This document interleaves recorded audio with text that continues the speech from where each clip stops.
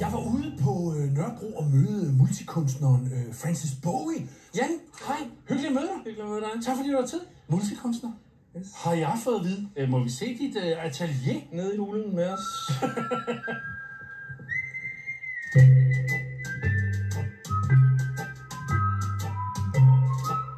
Hvad er din foretrukne? Altså, du laver både musik og maler, kan jeg se, og laver keramik. Jeg samler det i sådan en begivenhed, der hedder Trinity Experience, som er en pladeudgivelse og en bogudgivelse og en kunstudstilling. Trinity og Experience. Trinity Experience. Jeg havde aldrig hørt om Trinity Experience før. Det lød lidt som om, at nogen fra The Matrix var gået sammen med et hoppeborg ude på et dyrskue.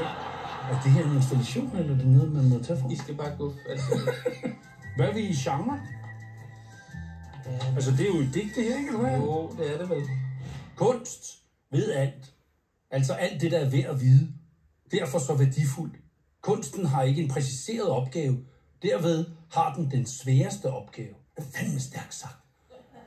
Om det er det. Det er jo bare, man kan jo ikke lave det om, men man kan måske lige erstatte kunsten med mellemledere i Danmarks Radio. Så tror jeg, markedet det ville blive større, ikke? Jeg har også tænkt på at lave sådan et værk. Nå, men er det noget, du kan leve af, eller hvad?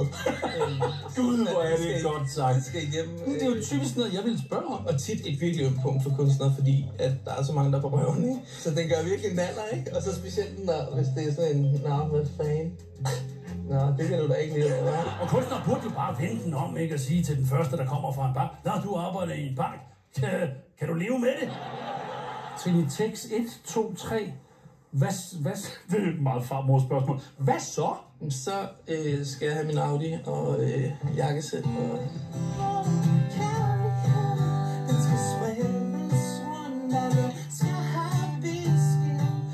Det er hans tredje Trinity Experience. Så det er Trinity Experience i anden. Det er også matematik for 8. klasse. Det er sgu ikke tosset, det der. Og så mener du, altså, så hvad farve får den her? Det ved du ikke nu. Der er ingen idé. Nej. Nå, men jeg prøver bare at undgå at køre uden for stregen. Nej! Udover det hele, jeg fik et chok! For fanden, det er jo det, der adskiller amatører fra ægte kunstnere. Rasmus Sebak, han sletter jo også bare sine tekster, hvis de bliver for gode. Starter forfra, ikke? Altså, det er jo det, der gør en rigtig kunstner, ikke? Ja. Skal du andet i dag?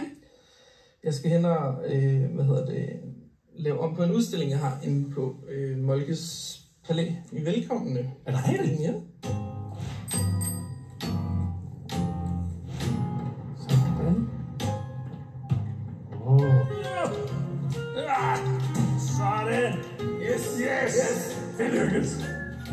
Wow. Hvad er den fede reaktion fra beskueren, når man selv er kunstner? Hvad orker man så ikke, at de siger? Han kan ikke leve af det.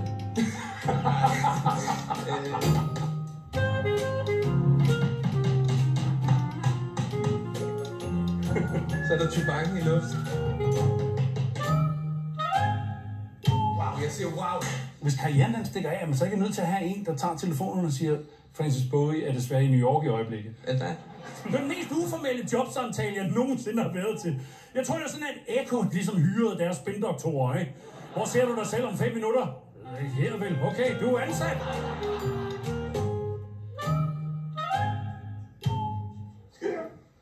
Tæt.